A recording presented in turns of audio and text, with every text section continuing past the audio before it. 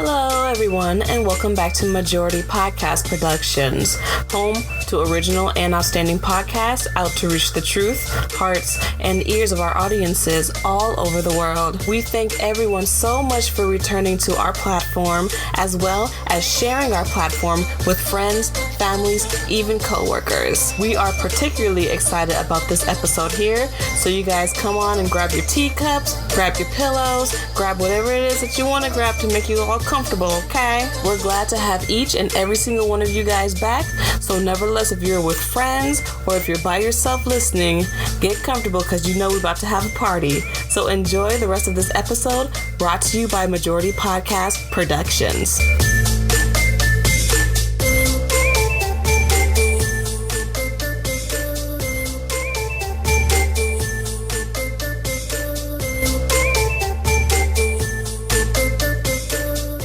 Hello, everybody. Welcome back to another episode of Canvas News, a part of Majority Podcast Productions. This podcast is dedicated to the important news stories of the nation and world for all the people, from major stories from the South to minor stories in the East. Majority Podcast Productions is painting a full picture and describing the details on what is happening to inform and have you know what's the deal in our world in order to live in a better world. We're here to give detailed breakdowns on basic and controversial stories from all over the world for the public to thoroughly understand the events in their and others' daily lives, hoping to see what is being painted on the canvas right in front of the people, knowing that their own eyes are not deceiving them. However, the picture that they see is what it is, the truth. This is Ms. Honey, and I will be your host for this episode. In the time that we are recording this episode, it is now less than 24 hours away from the second presidential debate that will happen between the two running for vice president, Miss Harris and Mr. Pence. And I am going to be honest with everyone, I have never been so excited for a presidential debate in my entire life. I really feel as though, just like the last one, it really had my attention. This one is going to have all of my attention too. I'm just so excited to break everything down, to hear both points, and honestly see them go at each other's throats.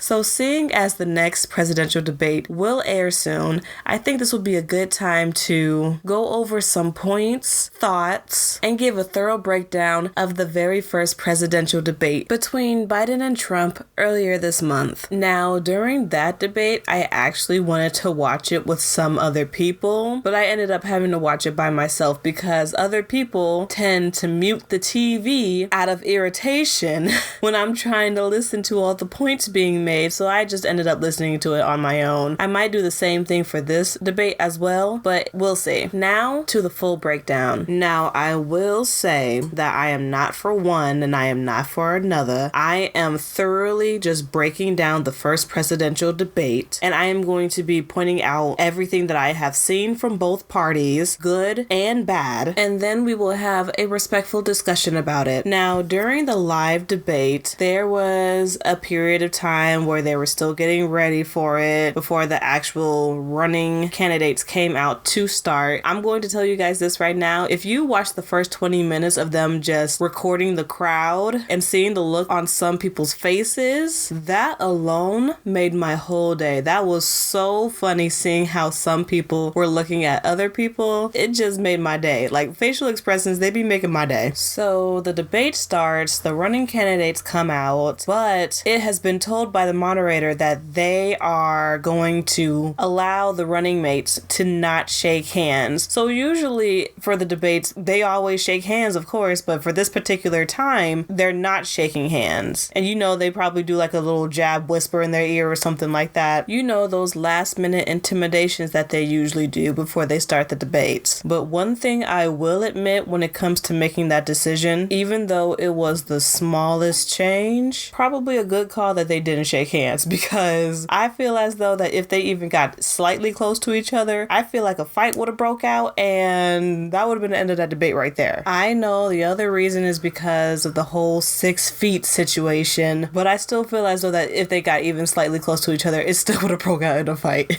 All jokes aside, when it comes to the first presidential debate, it seemed quite out of control. It seemed quite out of control when it came to the rules. For all of you guys who do not know what the rules are for a formal debate. A formal debate clearly expects professional behavior. So at no point lose your cool and maintain a clean language, no swear words. Always allow the other person to speak and never be reluctant to accept their point of view if you indeed agree with it. So basically, during a formal debate, always stay professional, even if it's something that you don't agree with. Make sure that you just keep your cool, be respectful with clean language, and be respectful when it comes to the other person speaking. You do not ever interrupt that person. I absolutely know for a fact that this is a rule in school debates. However, now it has me questioning if these are the same rules for a presidential debate, because rules-wise, it was a mess. And to prove the point of the case that we're making, we are going to show you guys some old clippings of previous debates between Obama, Clinton. We'll even go all the way back to Kennedy, just to show that even 60 years ago, there were still rules in place to respect the other party, not to be disrespectful, not to cut them off, and to make sure that everyone has their time and has their piece. There's even an old show called Charm School. They have a certain episode about debates as well, and they explain all of the rules in that episode. I'm going to play all of those clips. We will be playing each clip one by one, starting with the Charm School episode explaining the rules of debate, and we will be back soon to play the next clip. I'd like to welcome our Charm School friends here today.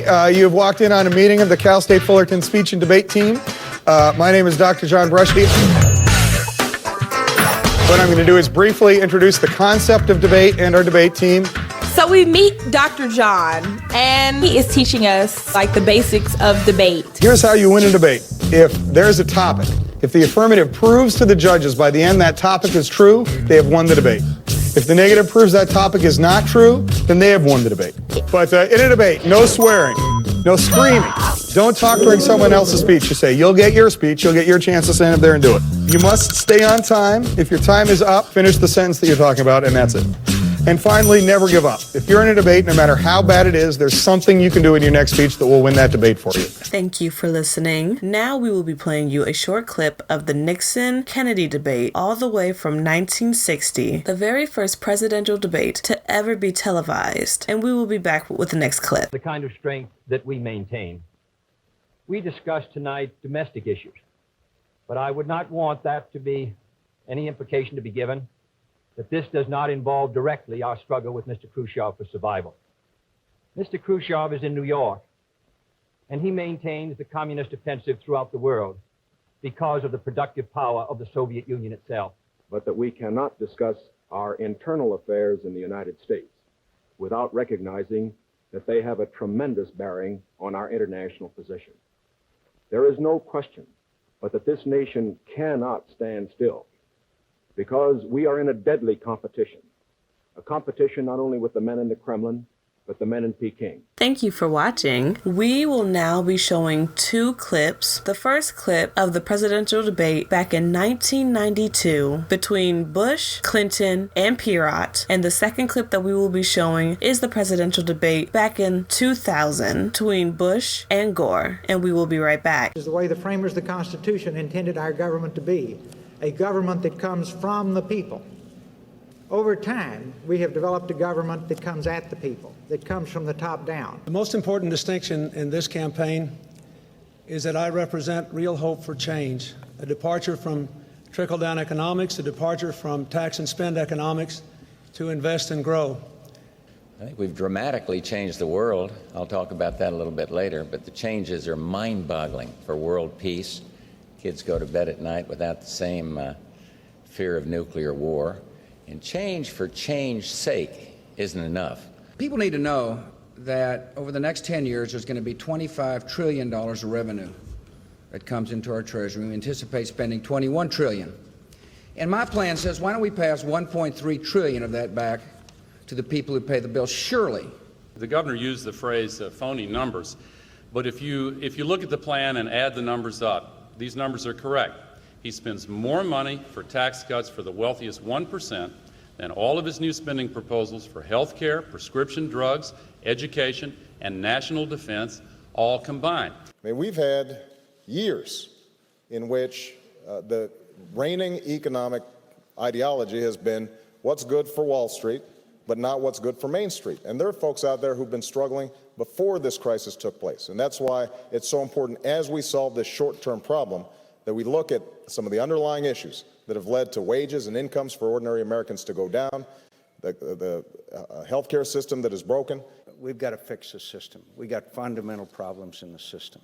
And Main Street is paying a penalty for the excesses and greed in Washington, D.C., and in the Wall Street. So there's no doubt that we have a long way to go, and obviously stricter interpretation and consolidation of the various regulatory agencies.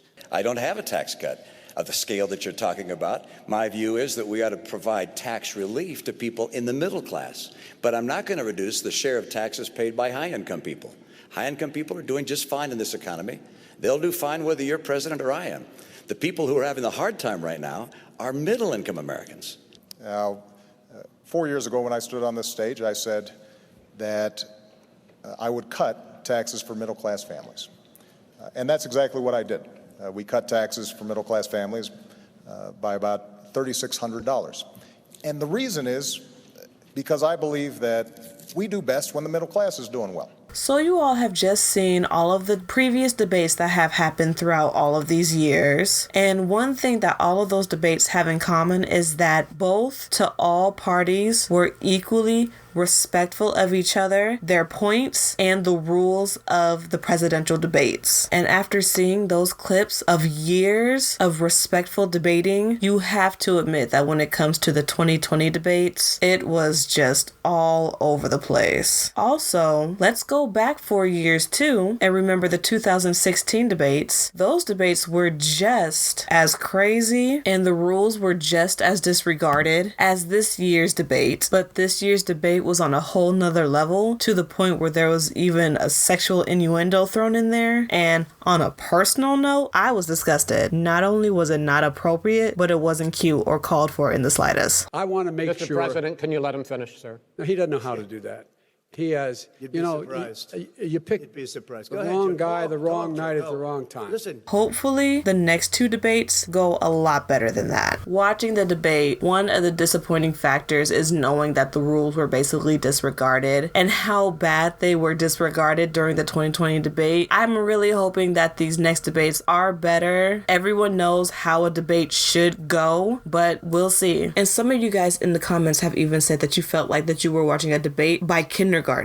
And that is a huge thing. If you really feel as though that the debate was so unprofessional and so childish that you tend to compare it to kindergartners arguing with each other, then that just means something needs to be done to make the debates respected, each person respected, the moderator respected, and the time of the American people respected. And I don't really feel like my personal time is being respected if all I'm doing is just watching two older men having a childish argument with each other. And it's supposed to be a professional presidential debate. This is going to determine who is going to be the next president of the United States for 2020. Watching it, it honestly felt as though the rules that they were following were Safari's rules of debate. Argument goes like this. You cut them down low, hit them from the bottom of the waist, cut them off whenever they talk, and make sure that they don't talk back.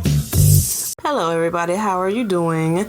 To listen to the rest of this particular episode, please go to the Majority Podcast Productions platform listed in the description box below. You can also listen to Majority Podcast Productions on Spotify, Apple Podcasts, Google Podcasts, Stitcher, and many more. Feel free to also check out our other podcasts listed under the Majority Podcast Productions platform. Now that was a good episode, wasn't it? Feel free to join the discussion on Twitter, Tumblr, Instagram, and YouTube. Thank you for listening to this episode, a part of Majority Podcast Productions. Please feel free to like and subscribe. Check out more episodes as well as our other platforms, a part of Majority Podcast Productions. We look forward to seeing you guys again. Stay sweet.